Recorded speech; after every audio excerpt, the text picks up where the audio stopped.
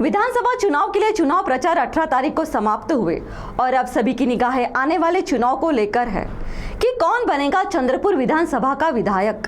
प्रस्तुत है इस पर सीटीवी की एक विशेष प्रस्तुति।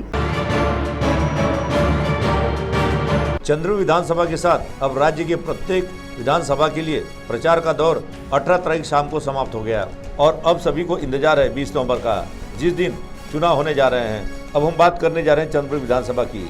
तो यहाँ पर जितने भी उम्मीदवार अपना भाग्य आजमा रहे हैं वे अपनी जीत के प्रति आश्वस्त दिखाई दे रहे हैं और इस संबंध में उन्होंने विभिन्न मीडिया प्रतिनिधियों के साथ चुनावी सभा में भी इस बात का ऐलान किया है। जहां महायुति के उम्मीदवार किशोर जरग्वार, महाविकास आघाड़ी के उम्मीदवार प्रवीण पडवेकर, निर्दलीय बागी उम्मीदवार बिरजू पाजारे के साथ निर्दलीय बागी उम्मीदवार राजू झोड़े आदि का समावेश है। अगर हम चंद्रपुर विधानसभा के पिछले कई वर्षों का इतिहास देखें तो यहाँ पर भाजपा और कांग्रेस का वर्चस्व रहा है और इसी पार्टी के उम्मीदवारों ने यहाँ पर जीत हासिल की थी।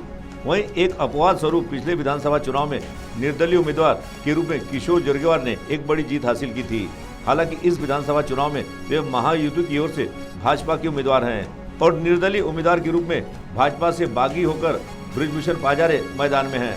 और अगर हम बात करें महाविकास आघाड़ी की तो यहाँ पर महाविकास आघाड़ी की ओर से कांग्रेस के प्रवीण पडवेकर मैदान में हैं। वहीं निर्दलीय उम्मीदवार के रूप में कांग्रेस से बगावत कर राजू झोड़े चुनाव में खड़े हैं। इसके अलावा अन्य उम्मीदवार भी इस विधानसभा में अपना भाग्य आजमा रहे हैं।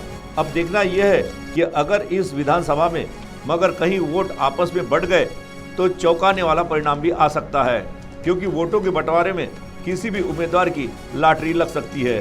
खैर, इसका परिणाम तो आने वाले 23 नवंबर को ही पता लगेगा। चंद्रपुर विधानसभा पर सीटीवी की एक विशेष प्रस्तुति।